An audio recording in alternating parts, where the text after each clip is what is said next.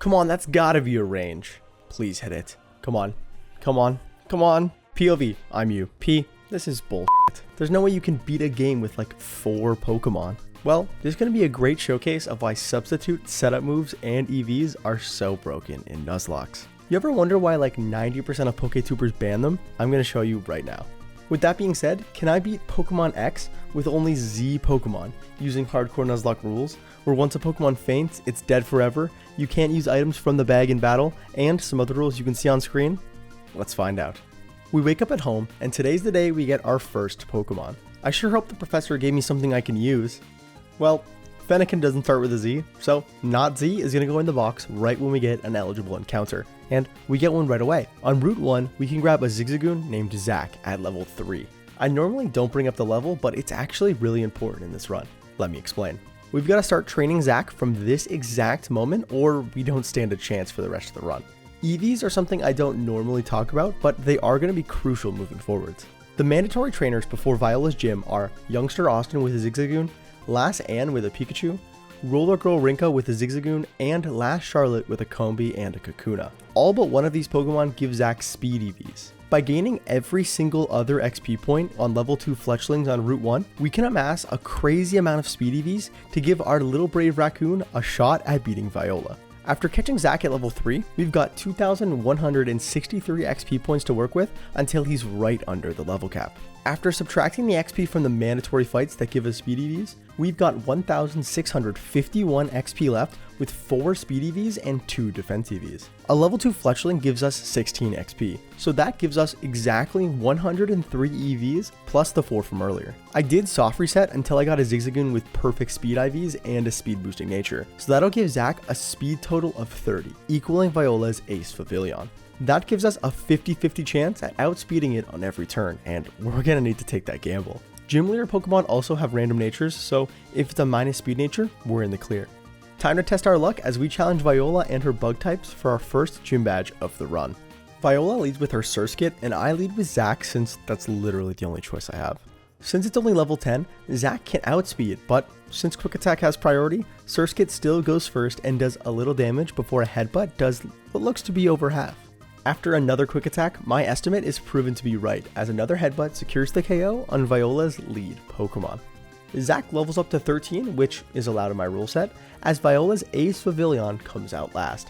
Zach outspeeds on the first turn as a Headbutt does, well, he tried, as a tackle from Pavilion gets a crit. Zach outspeeds again, so I'm thinking it has a minus speed nature, as a Headbutt brings Pavilion into the yellow. Another Headbutt brings Pavilion into the red, as a tackle does the same to Zach. The problem here, Viola has a potion and I don't. She heals to around 3/4 as a Headbutt brings Pavilion back into the yellow. This looks like a Headbutt could kill with a roll, so my fingers are crossed as I press Headbutt.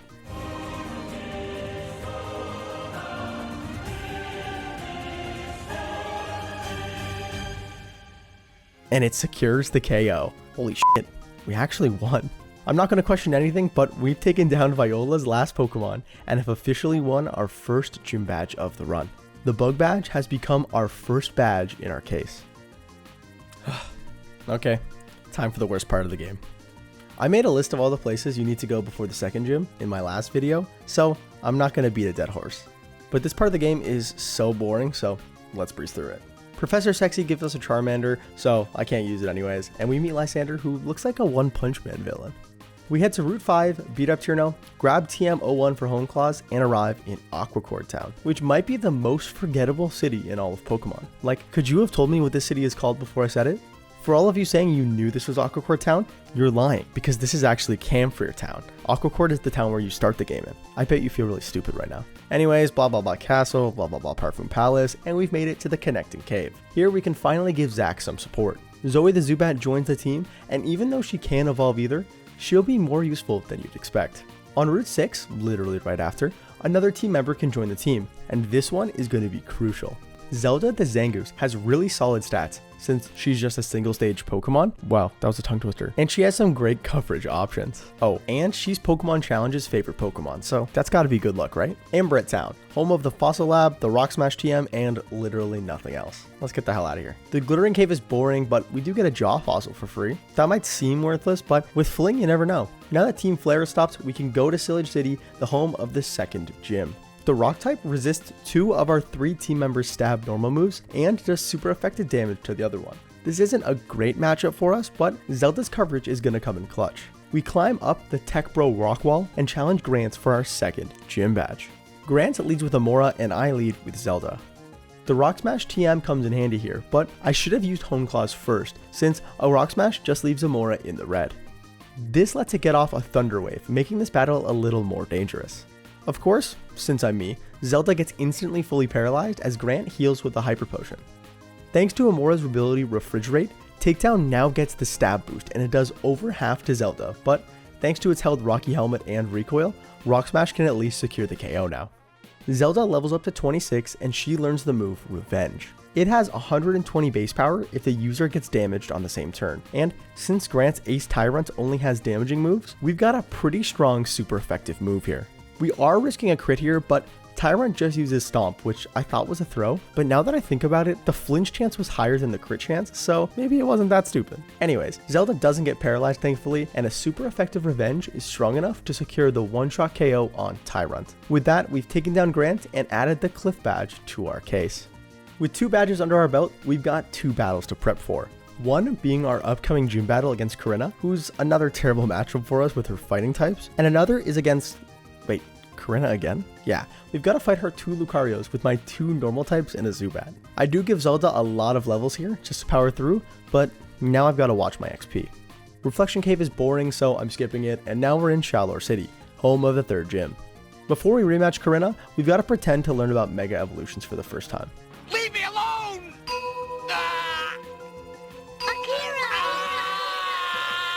Time to head to the roller rink and challenge Korrina for the 3rd gym battle of the run. Korrina leads with Mienfoo and I lead with Zoe.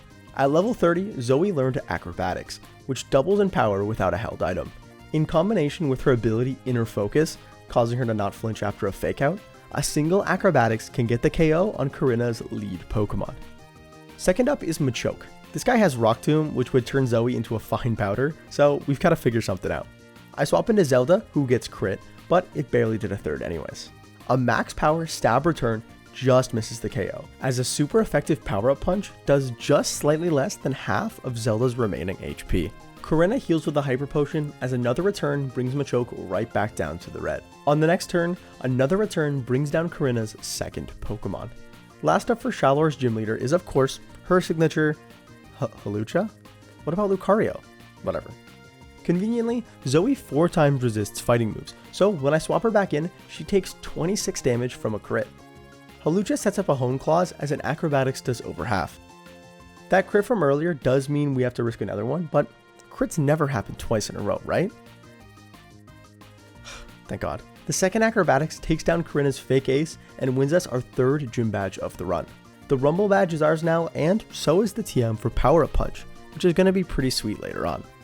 You know what I haven't had enough of yet? Korrina battles. Dude, like, can this human just leave me alone already?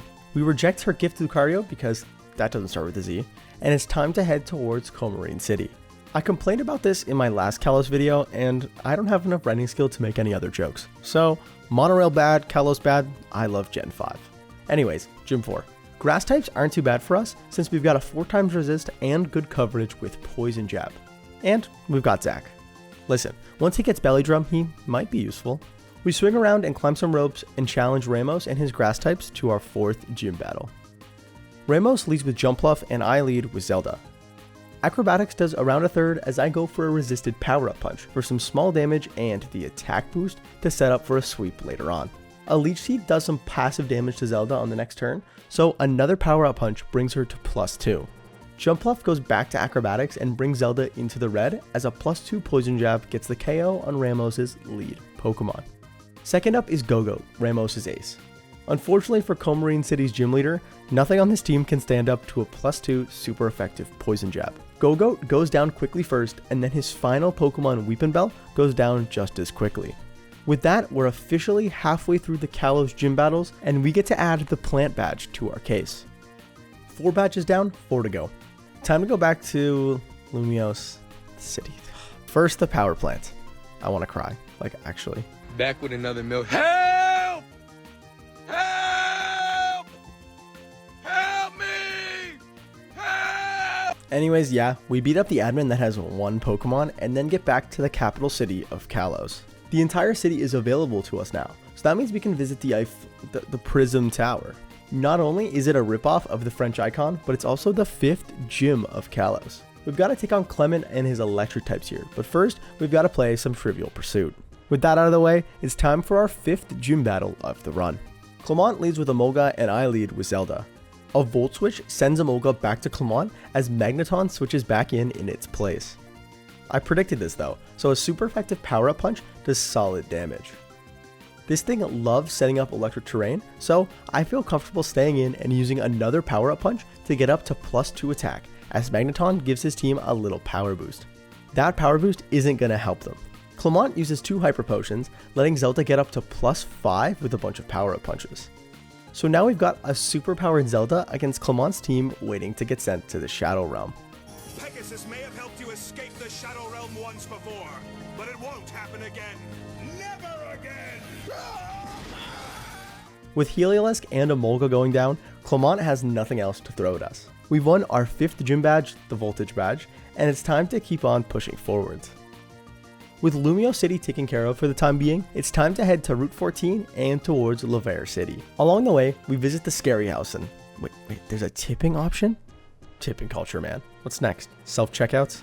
Once we arrive in Leader City, there's literally nothing else to do except for go to the 6th gym. We work our way through the dollhouse and challenge Gym Leader Valerie and her fairy types for our 6th gym badge. Valerie leads with Mawile and I lead with Zelda. Since it's part steel type, Poison Jab won't be able to do any damage. So my plan here is to slowly chip Mawile down using neutral power-up punches and then, you guessed it, sweep the rest of the gym.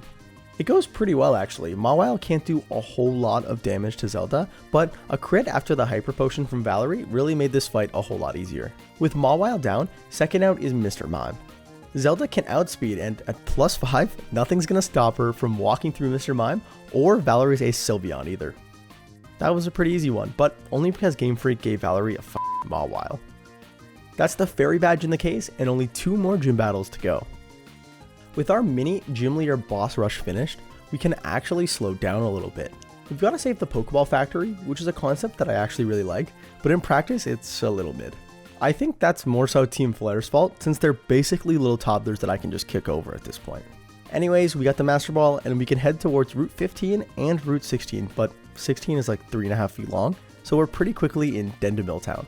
Here, we've got to go through one of the worst parts of the game, and that's saying a lot because this game is all the worst part of it.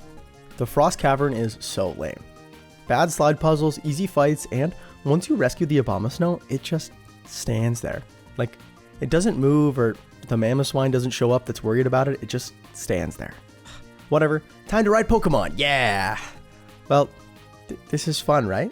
Anastar City, home of the 7th gym, the Substitute and Flamethrower TMs, and Sundial? I don't know, it looks cool I guess. Olympia, 7th gym leader and probably the most forgettable one. And if you're forgettable in Kalos, then I don't know how to help you. Time to challenge her for our 7th gym badge of the run. Olympia leads with Sigilyph and I lead with Zelda. We set up a Swords Dance as Olympia sets up a Reflect to half physical damage. I planned for this, so we're still looking good. We set up another Swords Dance to +4, but Sigilyph just uses Light Screen. I was expecting a Psychic here, but maybe because Zelda survives every crit roll, it just set up another screen instead. At +4, a max power return can secure an easy one-shot KO even through Reflect. Second up is Slowking, but that's not going to be too much of a problem. It can outspeed Zelda and it's not that physically bulky either. I still protect on the first turn though, just to burn a turn of Reflect. After that, another return gets a one-shot KO. Reflect wears off as Olympia's ace Meowstic comes out last. This thing will outspeed Zelda, and even though I think we'd survive a Psychic, I don't need to risk it. At +4 with a little bit of attack investment, a stab quick attack actually cleanly takes out Olympia's final Pokemon. With that, we won our 7th gym battle of the run and added the Psychic badge to our case. With 1 badge to go, Lysander decides to just send out a message to every human in Kalos telling them that he's just gonna destroy the world. It's a little casual for a fascist world takeover, but I respect the unique approach. We've got to stop him for some reason, like what about the gym leaders? I don't know, but here we are. We've got 3 Lysander fights in a pretty short amount of time, but they aren't super important until the last one. Having a Mienshao lead that destroys Zelda and a Mega Gyarados in the back, we aren't looking super good. Before that, let me just beat up all the admins. They're like Goombas at this point.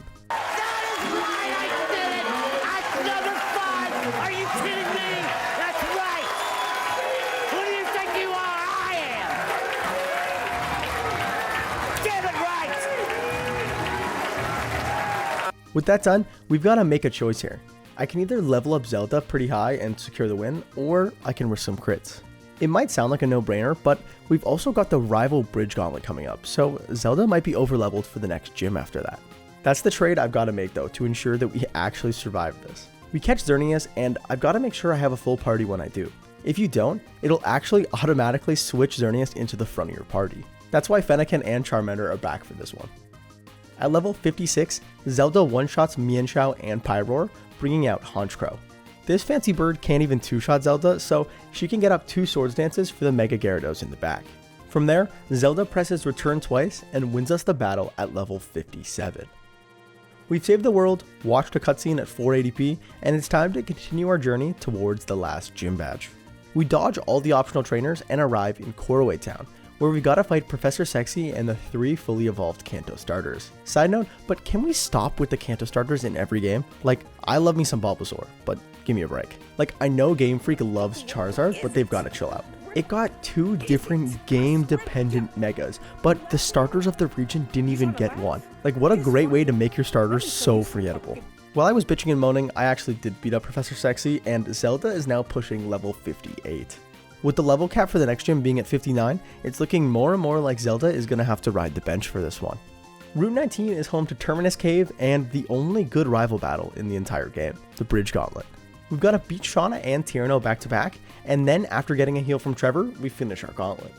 Since we can't switch up the team between fights, Zelda has to commit to over-leveling here. It's so risky to start with Zack or Zoe, since I think they could probably steal a KO or 2, but having to take damage on Zelda every time I switch her in, it's not worth it. She finishes the bridge battles at level 60, officially making her ineligible for the final gym battle. Having only Zack and Zoe to take on the final gym is probably gonna go as well as your mom trying to hit on me, so we've got to recruit some help. Lucky for us, right after we arrive in Snowbell City, we've got access to Route 20. Conveniently, here we have our second last encounter and our last fully evolved one, Zoroark. This Pokemon is a little interesting on the internet, but Zane is going to be the most important Pokemon of the run. His ability Illusion transforms him into the Pokemon that's last in your party. Being a kind of frail dark type, he really doesn't want to get hit by any fairy, fighting, or bug moves. Lucky for us, we've got Zoe, who not only baits psychic moves that Zane's immune to, but 4 times resists bug and fighting and regularly resists fairy. This natural type synergy between them is going to be crucial moving forwards. We find Wulfric in the forest and tell him to do his job, which he does, and we head inside the gym to challenge him for our final Kalos League gym badge. Wulfric leads with Abomasnow and I lead with Zoe. Wait, Zoe can't learn Nasty Plot? Or Flamethrower? Oh, it's Zane. Thanks to the 4 times weakness to fire, a single Flamethrower from Zane can secure the clean one-shot KO on Wulfric's first Pokemon. Something to note about Zane's illusion. The AI doesn't notice it's an illusion until it actually breaks. So even though I just used Flamethrower, which Zoe can't learn, the AI is still going to think it's Zoe and not understand that it's Zane. That'll be important later on. Second up is Cryogonal. I take this opportunity to set up a Nasty Plot to +2, but I forgot to take into account the hail damage. That messed up my calcs a little bit, and I did risk a crit here. Oops. Wulfric's Ace Avalugg comes out third. This thing has a monster attack and defense, but less special defense than Smoochum. Because of that, Zane can outspeed and get a really easy one-shot KO with a third Flamethrower. With Avalugg down, we've won our 8th and final gym badge and added the Iceberg badge to our case. Somehow, with only 4 Pokemon, including a Zubat and a Zigzagoon, we're headed to the Elite Four. We are going to get one more team member here though, and we can find him in Victory Road. Zion Nuzlocke is an interesting team member. His move pool is trash, his ability hustle makes him really inconsistent, and his base stat total is only 420, which is the same as Mightyena. Why is he interesting then? Well, when holding the Eviolite, which multiplies his defense by 1.5, his defenses are both at 105, which is actually pretty solid. Combine that with the resistances to fire, water, grass, electric, ghost, and dark, we've got ourselves a pretty solid defensive Pokemon. Victory Road is boring, so I don't care about it, and we're gonna fast forward to our arrival at the Elite Four. With Zack, Zoe, Zelda, Zane, and Zion, we head inside to challenge the Elite Four in hopes of becoming the champion of Kalos. Since we can take on the Elite Four in any order, I decided to challenge Wickstrom first, since he should be the easiest to deal with. He leads with Klefki, and I lead with Zane, who's disguised as Zoe. This Klefki has Prankster and 2 status moves, so this should be a great opportunity to set up a substitute and then sweep the battle. My plan was to spam substitute until it used a status move, but it went for spikes on the first turn, so now we've got a free sub up. Zane sets up a nasty plot to +2 as a flash cannon breaks our sub. Our disguise doesn't actually get broken if our sub does, so we're still appearing to be Zoe right now. We do need another sub up for the sturdy Probopass in the back, so we do have to press substitute until Klefki uses Torment, forcing us to alternate moves. With a sub up, we can safely knock out Wickstrom's lead with a +2 flamethrower. All of my team members level up, which is allowed in my rule set, as Wickstrom sends out his ace Aegislash second. Since we can't use flamethrower again thanks to Torment, my only real choice is to set up another nasty plot. It actually works out really well for us since Aegislash used King's Shield, leaving Zane at +4 special attack with a substitute. Even in its defense form, a +4 flamethrower can bring down Aegislash in one shot. Third up is Scizor. A bullet punch breaks our sub, which isn't exactly ideal, but since I predicted that was going to happen, I use substitute again, setting up one after some citrus berry recovery. On the next turn, Scizor doesn't go for bullet punch, so Zane can outspeed and KO with a 4x super effective flamethrower. Wickstrom's last Pokemon is the Probopass that I mentioned earlier. Now, I'm stupid. I think we all know this. What I should have done here is press Dark Pulse to break sturdy as my sub gets broken. That's like the obvious play. But I tried to be smart and do what I did against Scizor, forgetting that Probopass is slower than you on track and field day. So I outspeed, fail a substitute, and then get mine broken by a power gem. What makes this even worse is that Torment is still active, meaning I can't even set up another one now. So I've got to risk a crit here. Flamethrower brings Probopass to sturdy as a power gem connects and leaves Zane with 12 HP. I'm so dumb. Like, I knew what I needed the sub up for, like I actively planned it. Whatever, not punished. From here, Wickstrom heals and wastes my time, but I'm not going to waste yours. A few more flamethrowers do the job, and we've officially taken down our first Elite Four member.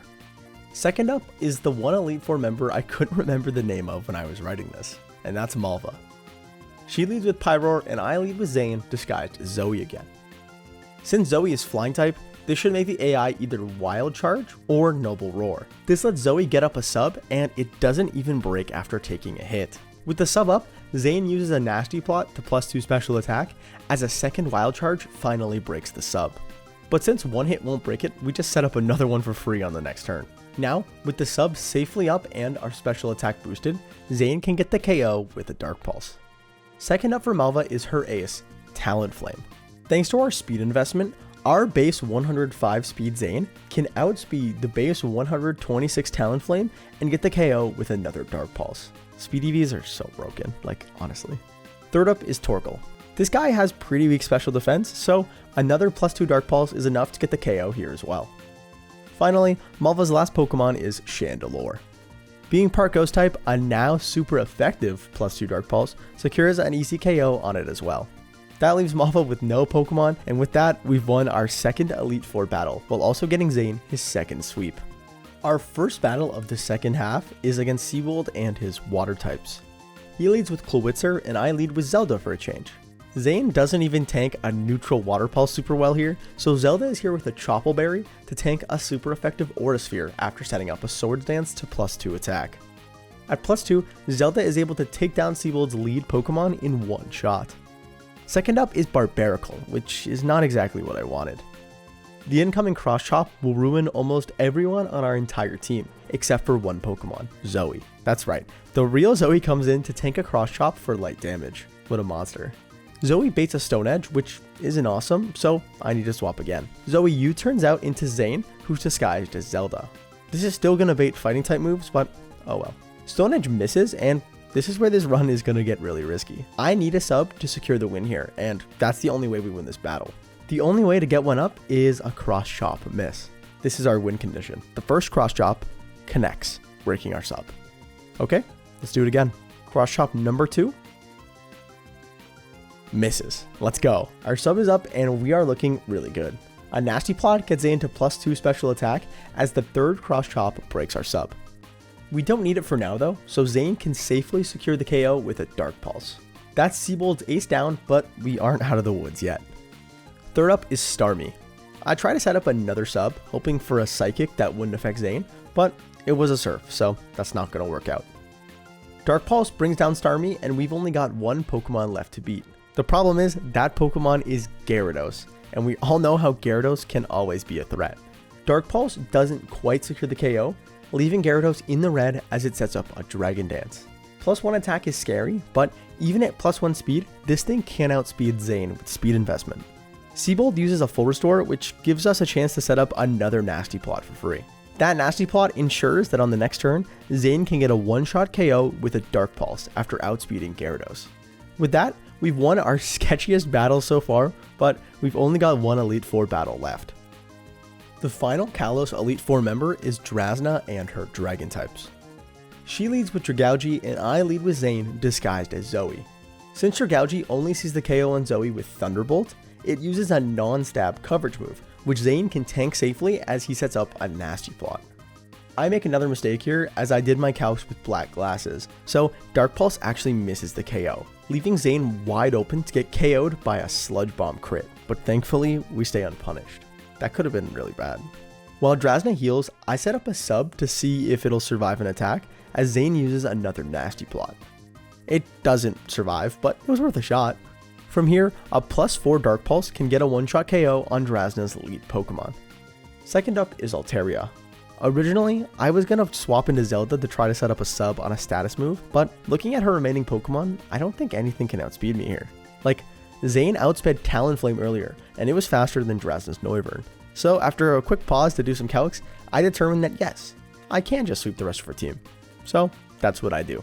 With that, Kalos' Elite Four is defeated, and we've got one battle left to go. Our battle against League Champion Diantha is here. She leads with a Hawlucha, and I lead with Zane disguised as Zoe. Hawlucha thinks it only has resisted moves here, so it should try to set up a Swords Dance. We take that opportunity to get up a free sub for some protection. Since we outspeed, we can set up a nasty plot behind our sub as it gets broken by a Poison Jab. Our sub breaking isn't a big deal here since Zane is holding the Charcoal, which increases the power of fire moves just enough to always secure the one-shot KO with a +2 Flamethrower. We've got our disguise intact as Diantha sends out her Goodra second. I swap into Zac on a Dragon Pulse that he barely survives with at just 7 HP before his berry. This is a sacrifice play anyways, but now he can get off a little damage with a couple of returns. Even though the first Focus Blast missed, the second one does connect and bring down our starter in the final battle of the run. Thanks for the hard work, Zac. He did some solid chip damage here, so I bring in Zelda feeling relatively good. She's holding a Chople Berry to tank a Focus Blast here as she sets up another Swords Dance to +2 attack. Goodra actually does go for Dragon Pulse for some reason, which actually would have KO'd if it crit, so that wasn't very nice. But Zelda survived, so our plan can continue. Third up is Tyrantrum, which isn't awesome for my normal type. His rock typing is the reason that Zelda has the move Brick Break for this battle. At +2, a super effective Brick Break can, If I lose it all, slip and fall, well, that didn't go as planned. Thanks for the carry, Zelda. We literally could not have done it without your strength. We traded 1-for-1 after the recoil, but now I'm a little behind. Zelda was gonna KO Auroras too, so now I gotta figure something out. I bring in Zion against the Ice type, which isn't a good idea, but I need some chip. A Crunch misses thanks to Hustle, but Auroras just sets up a Reflect, giving us another chance at some reduced damage.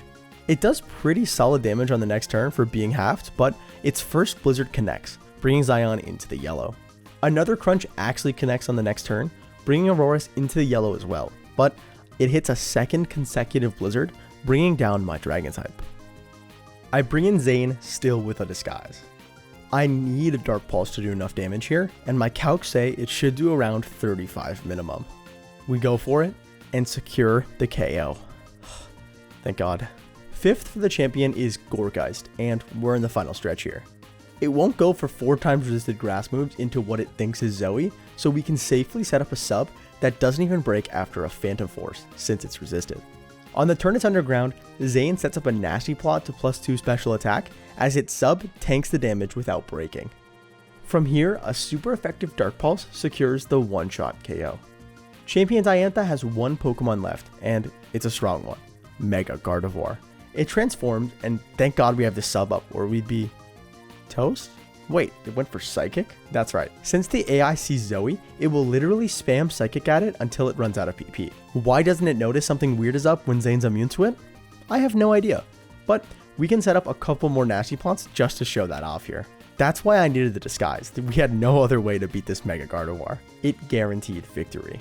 Zane can totally safely get the KO with a couple of Dark Pulses, and we have officially taken down Diantha and beaten a Pokemon X Hardcore Nuzlocke using only Pokemon whose names start with the letter Z. This was a really interesting one. I had to pre-plan almost the entire run up until the 8th gym, just so I didn't waste my time trying it. I think this video is a great example of proving how broken moves like Substitute, Swords Dance, and Nasty Plot are. If you know how the AI works, all you need to do is combine these moves with an opening you create or you find, and you're golden. In the future, I won't be using these moves because I found a way to almost sweep the entire game with a Zangoose. Pokemon challenges might be right about this being a good Pokemon. If you guys like this video, please hit the like button and subscribe if you haven't already. Blah blah blah, something about 1% of viewers being subscribed, whatever. Comment what you want to see next, or just to tell me that using Substitute plus Setup is cheap and I'm not a real Nuzlocker and that my parents don't love me. Either one is fine, but I prefer the first one. That being said guys, I've been PomminPs, or P for short, and thanks for watching.